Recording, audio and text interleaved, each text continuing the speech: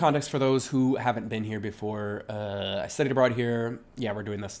Yes, guys, we're doing this whole like spiel again. Studied abroad here. Met a guy, ended up moving back to the States. Always kind of felt like when I was in an airport and I would pass the gate that was going to Paris, I was always kind of wondering why I wasn't on that flight. Like there was like a tinge of hurt in my heart. I always felt like I needed to be in Paris. So eventually started a YouTube channel. My videos in Paris were always the most popular. Moved to Paris, got a visa, created a French course, got this beautiful ass apartment. And now I've been here for a little over 1,700 years. All right, how has Paris changed since you first got there? Paris was not the girl we know her as today. There were no coffee shops, like cool coffee shops. Going to a CrossFit class was not a concept. Going to the gym was not a concept. Going to sit by the Seine, not a concept. In fact, it was only until 2016, that there were still cars on the Quai de Seine. Like the banks of the River Seine that we all know and love today with our glass of wine. You couldn't do that. So when I was studying abroad here, like that wasn't something people did. And I think this is partly why, God, this is... We're on question 1 and it's going to be 10 million years long. No, I think it's partly why when I first came to Paris studying abroad, I was filing my paperwork to leave because I was going to come for a year. This is a key detail to know, everybody, because I think a lot of people come to Paris and they're not so impressed. I was not either. I first came here, I was going to do a year abroad, and within like a month or two, I was like, this is not... It's like flies all over my apartment. This is not the Paris that I was expecting. And then one day... I love these very cinematic, really like la beauté de la vie moments. I'm walking home from line 6. Trocadero. I put on my casque.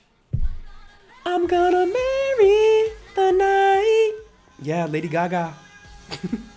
And I looked at myself, caught a reflection of myself in the mirror of this like Vespa. And I said, Damon, you can't go back to New York. You'll always wonder, what if? You know what happened? The next day? Maybe not the next day. The next week, though. I meet a guy. And if you guys have been watching this channel, you already know which guy that is. Yeah. And so I not only married the night, but I married him. No, I'm just playing. Okay, sorry. For those, I'm single. I'm about to be celibate at this point. I might just be celibate and call it a day. Although I have been meeting really cute people, so maybe not. Next question. Now, there were at least, let's see, 26 people, at least. And then I got tired of screenshotting. People asking about the Seine. Now, we're a day out from the Olympics. People were asking, what is the tea about the Seine, though? Now, this pisses me off. This is something that really pisses me off. Okay, I get it. It's funny. Haha, like I'm a goofy guy, too. People were threatening to poop in the river because, okay, the Olympics, they're trying to swim. Like they're trying to have the swimming event in the river. If you don't know, Paris is divided by a river. Maybe we should pull up a map and let's pull up a map. Producers, it's like just me in the edit. Producer, can we pull up a map? Paris is divided by this river. That's called the River Seine. The Seine, okay? Seine, like S-E-N, just say Seine. By the way, this is like how my French course goes. I just give you like how you actually say the words. Venir means to come from, like veneers, like you got some veneers and they came straight from the dentist, okay? Seine. You have the right bank, which is really the northern side, the north side of the top part. And then the bottom part is called the rive gauche. So you have the rive gauche and the rive droite. The left side of the river, so the bottom side, is really residential. It's a lot quieter and calmer, but you also have a lot of the tourist attractions like the Eiffel Tower, Invalides, Panthéon, Jardin de Luxembourg, Musée d'Orsay. Amongst people who live in Paris, it's known to be more calm, right? It's also kind of known to be like the real old school Paris. Then on the top side of the river, this is where I'm at. This is the rive droite. This is where Paris is happening. You have restaurants opening, you have events. If you're going to come to Paris, this was a question somebody was asking where to stay. I would say you stay over here. You stay on the rive droite. So Paris is divided by the River Seine. The mayor of Paris, I'm giving you guys so much info right now. Like, get the post-it notes out. You got to take notes. The mayor of Paris is in her second mandat. Her name is Anne Hidalgo. She's a socialist. I mean, this isn't anything new. Like, France loves their socialist candidates, either socialist or écolo. Very far lefts in this country, all right? Maybe we'll get to that later. She tore up all the avenues, all the boulevards, and made a lot of them like half for bikes. So obviously this pissed a lot of people off because they drive a car still in Paris, right? Like why would you drive a car in a big city? Whatever. So those people are pissed at her. They don't like her. The other side of Paris loves her because they finally made Paris a city for pedestrians. Like, who's living in Paris? People who are walking, people who are taking the metro. So why are the roads reserved for one person in one car, which pollutes the environment? Why not make the roads for everybody, where they could walk, they could take a trottinette, they could take a vélo? Because as it is now, if you go to most cities, the road is for cars, whereas it should be a road for transportation, no matter your mode of transportation. You'll see throughout this video, like I've been Europeanized. And so by making it a more bike-friendly city, she's making Paris more of a livable city for more people than just the people who have cars in Paris. Not only that, but she ran her campaign on making Paris more green. I swear the city is so much more green than it used to be. You have parks, you have trees, you have planters everywhere. She was also one of the people who put in an offer for the Olympics. Of course, some people love it because it's bringing a lot more attention on Paris. Other people hate it because it's jacking up prices. To give you an example, the metro right now is €4, but it's only €4 for the tourists. I mean, regardless, it's, what do you call that? It's price gouging. If you're a resident of Paris and you take the metro to commute all the time, you probably have what's called a pass Navigo. It's just the name for the like monthly or weekly metro card. Now, if you have that, your prices are still the same as they used to be. If you don't have that, it's kind of understood that you're a tourist, and therefore, yes, they're price gouging right now. It's €4 to take one metro. And so, yes, one of Anne Hidalgo's other plans with the Olympics now here is that she wanted the Seine to be cleaned up so that not only will the Olympics like take place in the Seine, but that the Seine will be usable for every summer after this for Parisians. This is the part that pisses me off. You finally have a mayor who's doing shit. If you guys don't know, the tax rate here is off the chain. So at that point, don't you want a mayor who's doing stuff? But people don't like her and like all the things that I just mentioned, so they want to sabotage her. But really, are they sabotaging her or are they sabotaging themselves? And yes, that might sound familiar because I put it in my newsletter. I have a travel column in my newsletter that I'm doing now. And that was one of the questions that I responded to. For all the New Yorkers watching, you know how the MTA sucks already? And then they keep raising the price and nothing ever changes, yet they say that with the fare increases, it's going to help the metro run. And it never actually does. That kind of shit doesn't happen here. They have a line 14 that's not only driverless, like it's automated, automatisé. They finished this extension that goes from Paris to one of the Paris airports 3 years in advance. 3 years ahead of schedule. If you walk around Paris right now, every building is beautiful. Of course they did it for the Olympics. They're also clean. Every basically monument, and there's a lot in Paris, has been cleaned, redone. The city's absolutely beautiful. They even have new trains, like new metro cars, and there are no places for ads in those metro cars. Y a pas de place pour les pubs, quoi. I'm not even a socialist. I'm not even for big government. I'm just for like efficient people and people who get shit done. And I don't know, it just seems like her administration's actually getting shit done. So it pisses me off when I see that people want to sabotage what she's doing by pooping in the Seine because they think it's funny. You're sabotaging yourself because then you can't go swim in the Seine.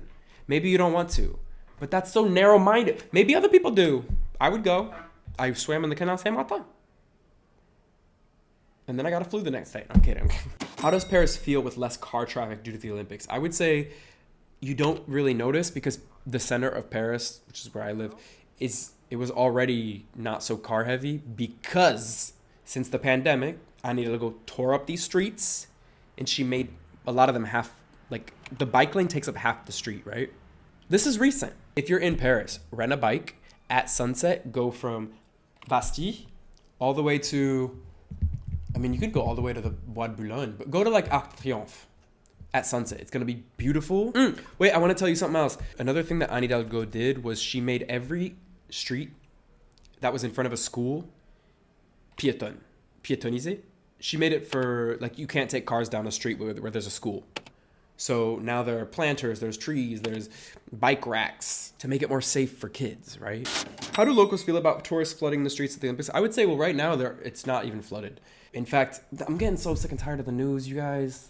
Getting so sick and tired. Because the narrative at first was, how is Paris going to deal with so many tourists? And now, how is Paris going to deal with the lack of tourists? It's always a news story. It's always a news story. overall, like when you get into the center of Paris, if you're driving a car, you'll notice that the streets are blocked off. There are police really on like every other corner, and they're always in groups. People have been saying it feels a little like fascist because you have police like asking for QR codes and like you can't go on certain streets.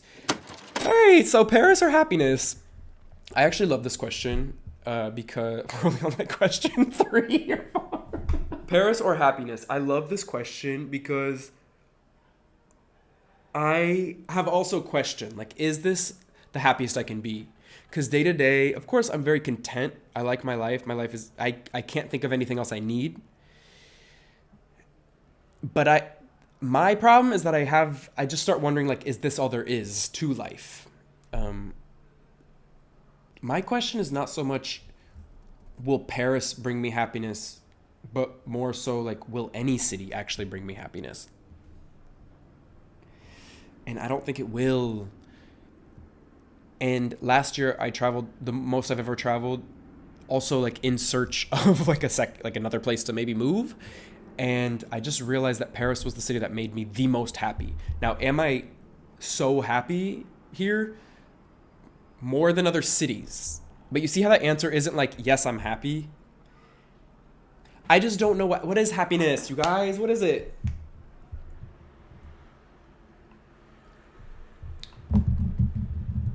Like, what are we looking for? Let's stop. Let's go back. What are we looking for? Fulfillment. I think I'm looking for fulfillment. It's not even happiness. Because you could feel, I think fulfillment is what we're looking for. We want to be fulfilled by where we live. You might be at home just chilling with your family or your friends. You're not necessarily like in a happy mood, but you feel fulfilled in some way, I think. There's something here. I just don't know what it is.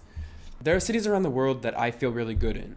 Paris is absolutely one of them. Miami Beach is another one where I show up and like I'm glowing. Things are happening. I'm meeting cool people. I'm having fun. But the things that make me happy in Miami are not the things that make me happy here. Like when I'm in Miami, I love that people lead such active, healthy lifestyles. They'll do a morning run along the promenade, like you know that like promenade you run on Miami Beach. Then they're gonna stop at Sweet Green and get a nice salad. Then at night they're gonna take a fitness class. I really like that. I wouldn't call Paris necessarily a super healthy city. It's so easy to drink every night. There's always a social opportunity to go out. Now, that being said, I feel like I can walk everywhere in Paris. I'm my happiest when I leave a bar or something and I can just ride my bike home and be home in 15 minutes. That's nice. That's really nice. I love that anybody you meet seems to have like a knowledge of the world. They just seem more cultivé. They seem smarter. They just seem smarter. Paris isn't going to bring me happiness, but neither will any other city. Kama is now running what politics do you wish America would adopt from EU Paris? This isn't even like specific to EU or Paris, but just the fact that there are multiple parties that are present each election, and it's not just Republicans, Democrats. Republicans, Democrats run that shit in the United States, and that is the main problem. If I tell you, hey, I'm pro-choice, hey, I'm pro offering more visas for immigrants, hey, I'm pro protecting the environment, hey, I'm pro gay and trans rights, you're going to be like, oh my God, what a liberal. But then if I tell you, hey, I don't really believe in big government, and if I told you I believe in lower taxation and that people would overall, I think, feel happier if they were able to keep more of their paycheck and not have it being sent to random wars abroad or medical supplies for other countries when there isn't even healthcare in the United States, shit like that, yeah, you'd probably be like, oh my God, what a conservative. If I said that first part where I had all these liberal beliefs, you just automatically classify me as a Democrat, which isn't the case. Or if I said the second part, you'd automatically classify me as a Republican, which isn't the case. So it creates this binary that's not true, and it makes people have to abide to one party, which they're not even really a part of. And God, that's only issue 1. And then you have issue 2. Why do we still have the electoral college? Why don't we just do the popular vote? And number 3, like, you should be able to vote for multiple people in each election by ranked choice. Just have everybody rank their choices. That way you're not just voting for one person, you can vote for 3. First person you vote for gets like 5 points. Second person you vote for gets 3 points. Third person you vote for gets 1 point. That way we could all vote for multiple people that we do like, and the person who actually wins is the one who got the most points. So what politics? I just wish we wouldn't have a 2-party system. I think the 2-party system is also the reason why People don't vote because they don't like either party. I think it's also why they're not aware that other parties do exist. I think it's also why people shame you if you vote third party because they think you're the reason that their candidate didn't win. Well, guess what? Change the system and there wouldn't be a problem. A vote for a third party is just as much a vote for the third party than it is against the system itself. You know what? To answer the question, I love that in France, this is how they do it. They do 2 rounds. So they just had like Congress elections. It's called l'Assemblée nationale. In the first round, you can vote for anybody of any party. In the second round, when people have been narrowed down to a few parties, then you vote for those parties. That allows you to vote who you actually want to vote for. You could vote third party and people won't accuse you of throwing your vote away. And then in the second round, if your third party makes it through, then you can keep voting for them, or you could vote for whichever party you do want to vote for. I just like that. I like that a lot. Okay, now you could argue that we do this with the primaries, right? You could vote for who you want, and then the person who wins each state's primary is the one that's elected for each party. There are 2 problems with this. It's still really only who's going to be the Republican candidate, who's going to be the Democratic candidate, but also since the states do their primaries at different times, some states' results don't even matter. The only results that really matter are the states who go first. So there's just so many things we could do. And they require like redoing the entire Constitution, but it's really just so silly at this point. It's just so silly. Not only that, but at least different parties here in France get media coverage. Whereas in the States, if you're running Green Party, if you're running Libertarian, you're not getting any media coverage, which in return lowers the people voting for you because they don't know about you. There's so much to say. Okay, next. Do you feel patriotic when you see the USA signage? There was actually Team USA down here getting a baguette, and there's a part of me that feels hatred. No, I'm kidding. Definitely feel more patriotic when I'm in France, actually, towards my own country. Because I feel like I'm able to see the potential of the United States. After living in French society, I'm like, why can't we just implement these things in the States? And I think the main reason people vote conservative, they have conservative values, is because they haven't seen another way. So when they hear people trying to change their way that's worked for so many years for them, for so many decades, so many centuries, they are afraid. And it's mostly because they haven't traveled to see that those things can actually work elsewhere. So do I feel patriotic when I see the United States? I didn't answer that question. You just get me talking on here. I just start talking about everything. Do I feel patriotic? The word's not patriotic. The word is that it's comforting. When I was in London taking those classes, I was on one of those double-decker buses to school, and this guy sat next to me, and he was like, "Oh, do you know what those zebra lines are for on the crosswalk? You know?" And I was like, "I think that they do that here." He was surprised because I'm actually American. He thought I was British. I was like, "I don't know, but I think what they're for is they mean that you're approaching a crosswalk." And so they paint the street like in a very obvious way so drivers know that they're approaching a crosswalk so they don't hit somebody. Anyways, it made me feel good. Like it made me feel comforted that somebody who has the same references that I do was like in the same space. It's very comforting. Still to this day, when I meet an American, I feel like we're just going to get each other because we not only left the United States for whatever reason, but we also chose to come to France because we wanted to be in France. So we're like double bonding. And same thing when I'm back in the States. If I'm in the States and I meet a French person or European, I feel comforted as well because they're going to understand a part of me that people just who stayed in the United States, you know, for whatever reason, maybe you wanted to stay there. You're just not going to get it, which is fine. We don't all have to get each other's lives, but I'm just saying it feels comforting. Next. What are the cute date spots? Okay, I want to show you this. Okay, here's what you're going to do. You're going to meet on the steps of this place.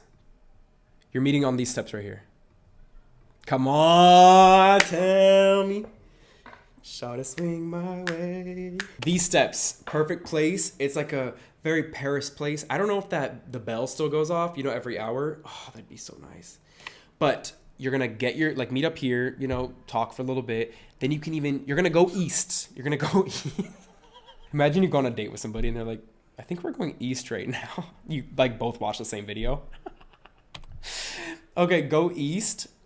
Actually, you could chill in that park that we just passed. You can go right and go to the Marais, or go left and go, you know, north towards like République. Option 2, now this doesn't even look that cute, but it's because it's not summer. In summer, I'm telling you, Anne Hidalgo, the whole thing looked like a jungle. I passed this today and I was like, it's so nice. These are places you meet up, then you go do your activity. I talk about this place all the time. It's closed right now because of the Olympics. It is this place, but you can get on the river from there, and it's nice because there's a bathroom. Perfect location. You're in between these two bridges, and you have a nice view. You're in a good area of Paris. If you run out of wine, they have drinks. And then what you can do, wait, Les Notes is probably going to be closed due to the Olympics right now. In an ideal world, you would have a drink at Les Notes, and then you would go to Pavillon de l'Arsenal. This is like a free museum. And they always have interesting exhibits going on, like the history of Paris or something. Okay. If you can't do Pavillon de l'Arsenal, walk over here and like walk along the marina. And then once you get to Bastille, first off, there's tons of bars here. There's also La Coulée Verte. La Coulée Verte is like the High Line in New York, except the High Line was based off this. Okay, this was here first. La Coulée Verte, and it goes all the way. It's like another garden, but it's elevated on these former railroad tracks. Do you have a passport talent? If so, could you make a video about that too? There's really nothing to say. I would say I have the same job as a lot of my friends here in Paris, and we're all on different visas. Tell me how that makes sense. There's a lot of dumb shit like that, like just in the world. Like if you haven't caught on, there's just like, how can we have the same job but be on different visas? Like if you have no clue how to get to Paris, here's what you do. You come on a long, okay, first try to be a student, like come here and study if you can. If you're too old to go to university, study the language school. You can get one for I think a year and studying French. If you don't want to study, you can come here on a long stay visitor visa, which would last I think anywhere from 6 months to a year.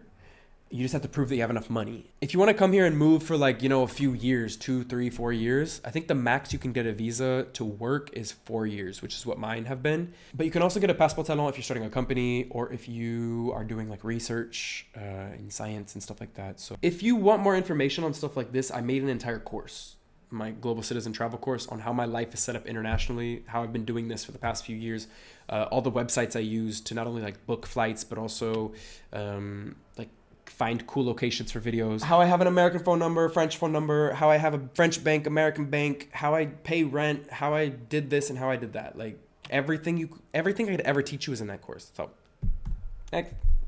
Female hijabi athletes are not allowed to wear the hijab. What is that about? That's not new, you guys. This has been a thing in France. When you go to school in France, you're not supposed to show any kind of religious affiliation, period. In the same way that you're not allowed to wear a cross to school or a shirt that says I heart Jesus, you also can't wear, I didn't go to school here, I'm not sure, but I think that the rule is you're not allowed to show any form of religious affiliation, therefore the hijab is not allowed either. It could be argued that people who are Muslim are being more discriminated against than people who are Christian. You could be anything, you could be Buddhist, you could be anything, you can't do that. It's called laïcité.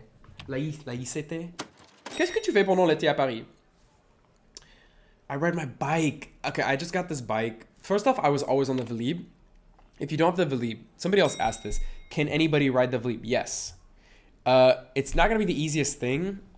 I think you have to do it online. But if you live in Paris, y'all need to have a Vélibs. Mine was €8 for the month. Unlimited green bikes. So the green bikes are the regular ones. Blue bikes are electric.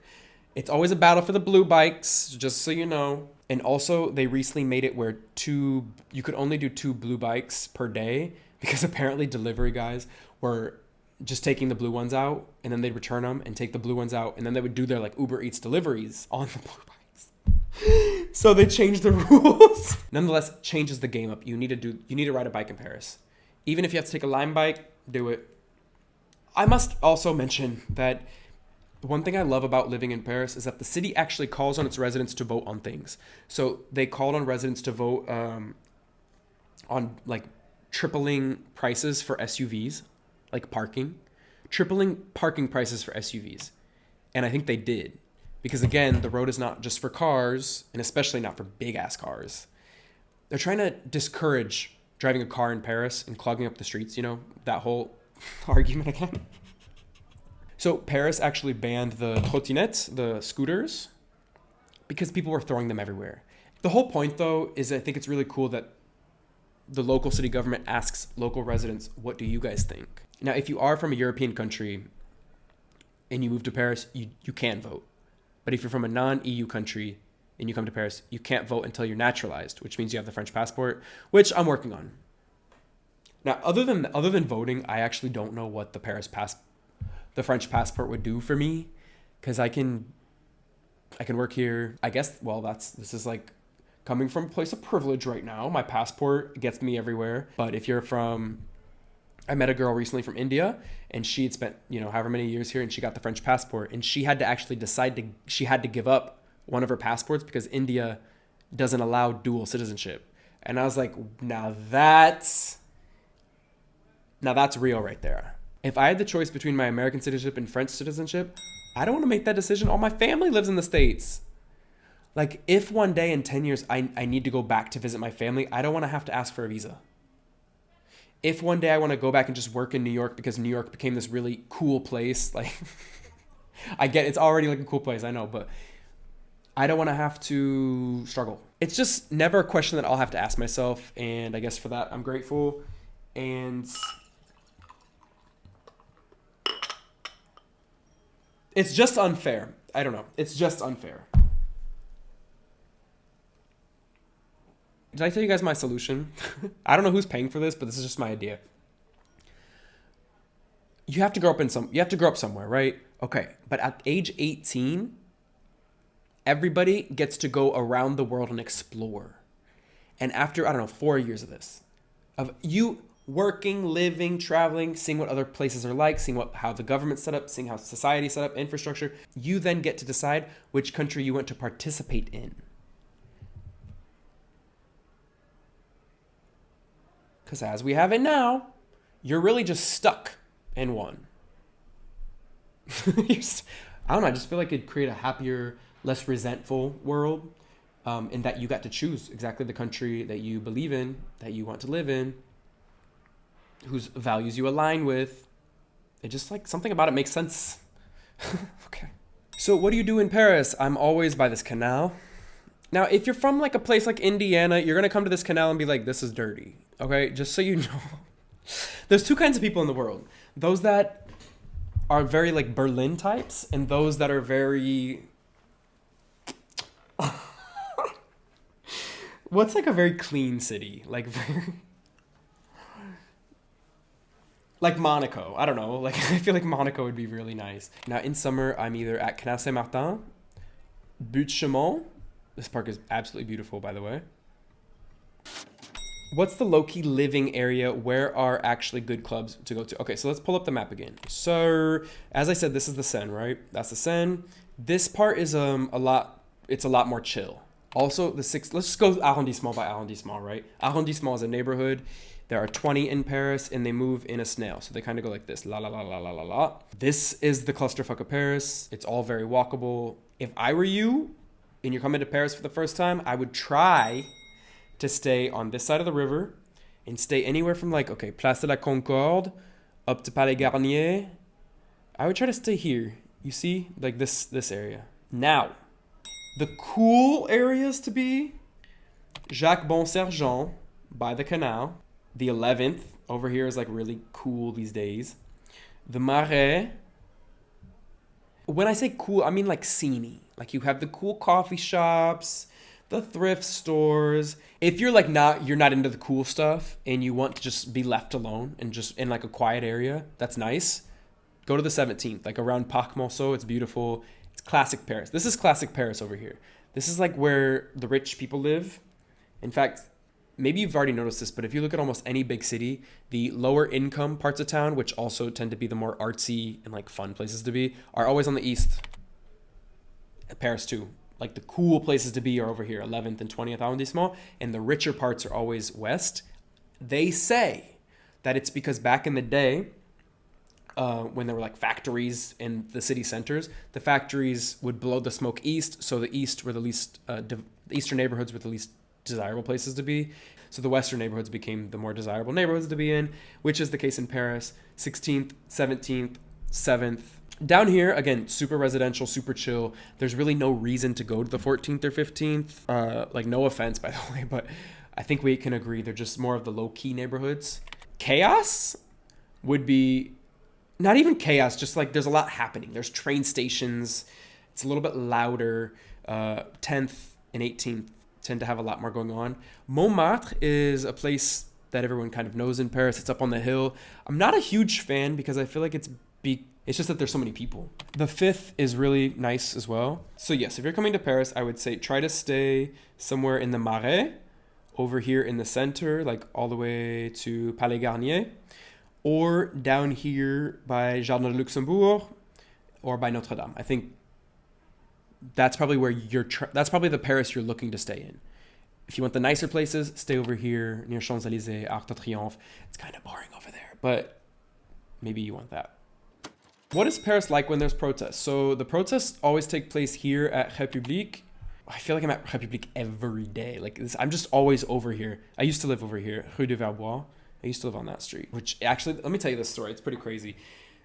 Rue de Verbois was such a magical street for me. I used to teach French in Brooklyn at the school called Fluent City. They had a Paris trip, and I got to lead the Paris trip. Anyways, Rue de Verbois, I'm leading this Paris trip. My boss had an apartment on that street, so I was staying on that street. 7 years later, when I move here, my apartment ends up being on Rue de Verbois, and I didn't even realize it till I was living on the street. I was on the same street. The week I move into this apartment, I'm at the laundromat, and this woman hears me speaking English. She's like, "Oh, where did you just move here?" I'm like, "Oh, I did. I just moved right here around the corner." She's like, "Wait, where?" I moved into her apartment. So, synchronicity number 2. Synchronicity number 3, I'm chilling over here at Gaieté Lyrique, really cool art center. They have a cafe on the 2nd floor, and they always have like interesting things happening in here. I was looking for assistants at the time. I hire a girl, Chloe. Where does Chloe live? Rue de Verbois. Isn't that crazy? But in terms of protests, they're always happening at Place de la République. On one hand, it's really admirable that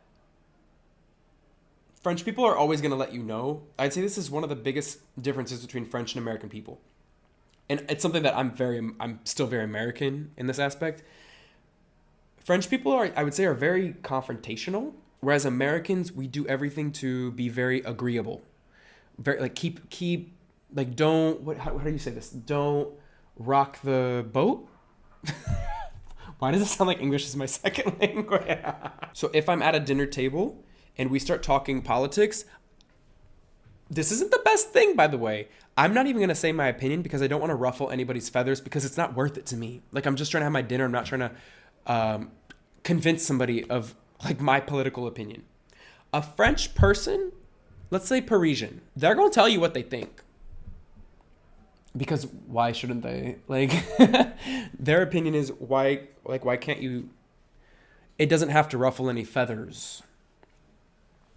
We can have a real conversation and disagree and still have a nice dinner.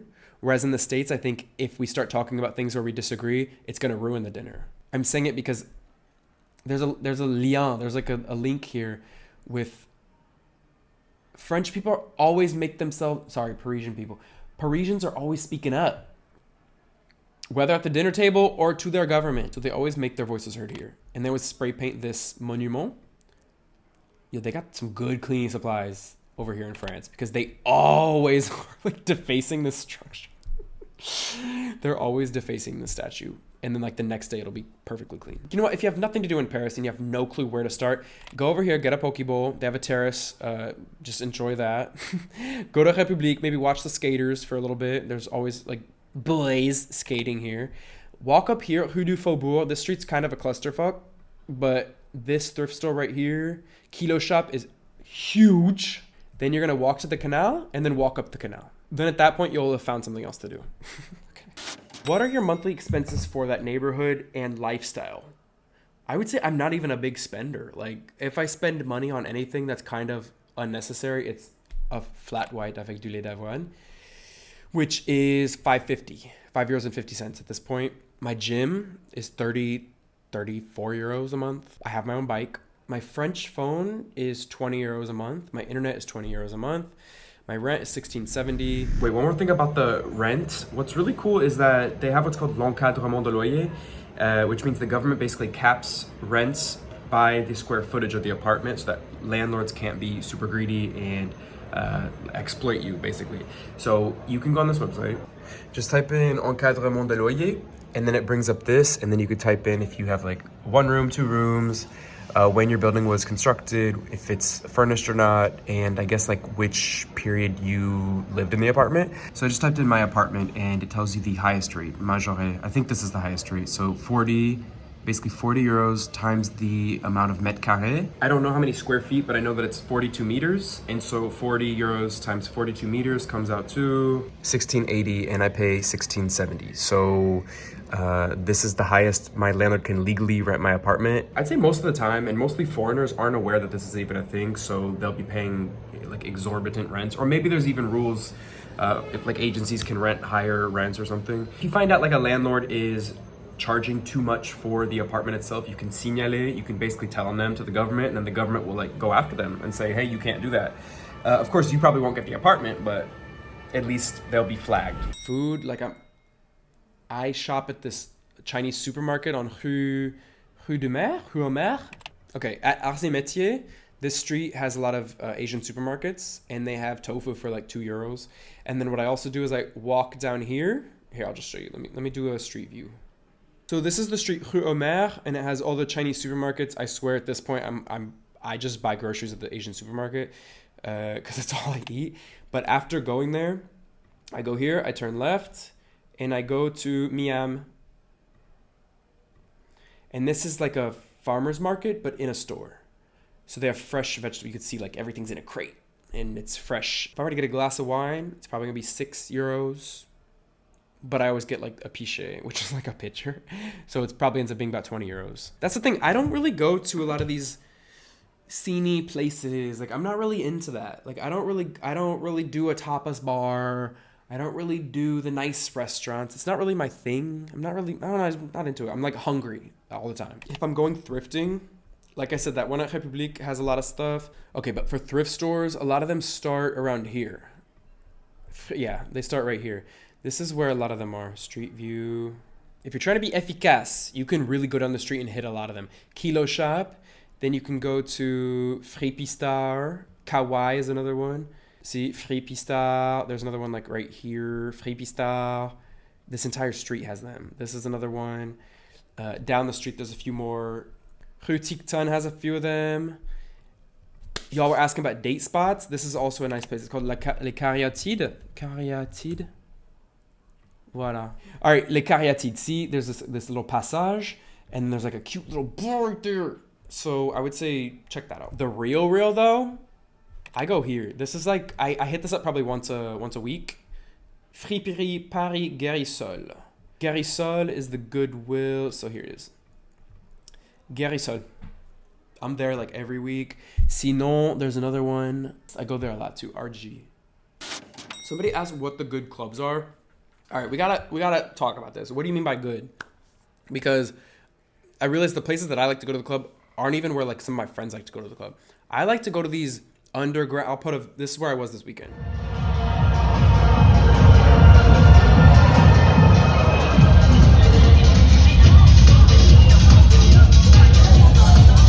Yeah, like borderline scary. Like illegal shit, yeah. They're techno raves. It might not be your kind of music. Oftentimes it's not even my kind of music. But I like the idea that we're all there to literally dance. Most people who go to these clubs are not really that stylé. Some of them aren't even wearing clothes. Like literally, some of them aren't even wearing clothes. Didn't answer the question. Say you want to get dressed up and go out. Your clubs are probably going to be over here somewhere, I'm assuming, or Saint-Germain-des-Prés, this street, because these are the richer areas. So if you notice you're in an Uber headed towards Boulevard Saint-Germain or like over here, know that you're about to be standing in a line or in some VIP section, which, sure, fuck it. If you got the friends, go do it. If you want to go to the clubs I go to, okay, entry-level clubs, you could start at La Station. See, it's like very like industrial. You feel like you're in a construction zone. Very like Berlin vibes. Like La Station, the warehouse raves are always in La Banlieue. La Banlieue is like the suburbs. But yeah, I can't even tell you where to go exactly because they changed the address and they sent it to you an hour before. Genuinely, how to get a job there without a master's degree or with a master's degree is probably the more accurate question. First off, I want to say if you do your school here in Paris, if you do a master's, I believe, you do get 1 extra year after you graduate to find a job. I don't think anyone's going to hire you if you live in another country, unless you have a spectacular resume or you're doing some really interesting shit.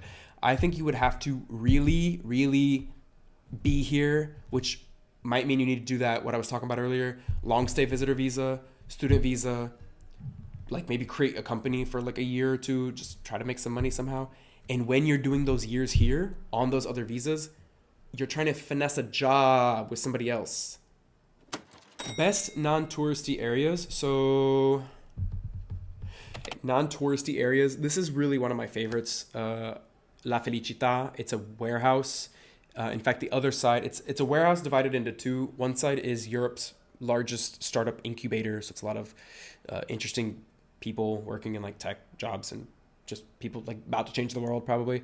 On the other side is a food hall. So there's cafes, restaurants. You can go here morning, lunch, or evening. Love this place. Other non-touristy areas, the area around Les Rue Roland over here, there's lots of cool restaurants and interesting people hanging out. This area, Rue Bretagne, je pense, ouais, Rue de Bretagne, has a lot of nice restaurants. Marché Couvert des Enfants Rouges, this is also like people are always in here chilling. It's a market, but there's also restaurants inside. That's a nice place. Like, there's so many. Paris is one of these cities where there's so many good places to be. Strasbourg-Saint-Denis is also a very non-touristy area. Is it this street right here? Attends. Non, c'est ça. All right, Rue du Faubourg Saint-Denis. This is also a really like non-touristy area. I'll show you where I get my haircut. Ah, there we go. This is where I get my haircut. €8. This is where I go. This is where I've gotten my haircut for like 5 years. Let me end this video by telling you guys that I have been talking with Google Maps actually for now. It's probably been a year. The thing is, I'm a travel vlogger, right? You guys are like, yes, we've been here for 10 years, Damon. We know what you're doing. I never like to assume, right, that people just know. I've been to so many places and I have kept track of my favorite cafe, my favorite museum, my favorite viewpoint in every single place I've been to. And I've been holding off for Google Maps, with whom I've been in contact with actually the past year. We've had maybe 4 or 5 calls. I'm trying to convince these people to... Right now, you can either make your maps public to everybody or private so nobody can see them. I'm like, why don't you guys just make this just like Google Docs where I could share it with certain people? Those people being those who buy the maps. I have to make money too. I have these for literally every city, and I bring it up in this video because my Paris map is loaded. And so just to let you know, whenever that feature is available, I'll let you guys know. In the meantime, though, we're doing some really cool things. My newsletter, we're now on the 5th one. People are, like in the recent one, there were so many people in Paris trying to swap their loft, their apartment with people in New York. There was a DJ collective in New York looking for underground venues. There was a dog sit in Mexico. There's lots of stuff like that. So if you guys are interested in that, you can, all the links are in the description box below. If you want to learn more about living abroad, setting up your life in the way that my life is set up, there's a course for that. You want to learn French, there's a course for that. I'm about to make my own wine too. All right, see you guys in the next one. Thank you for watching. Ciao.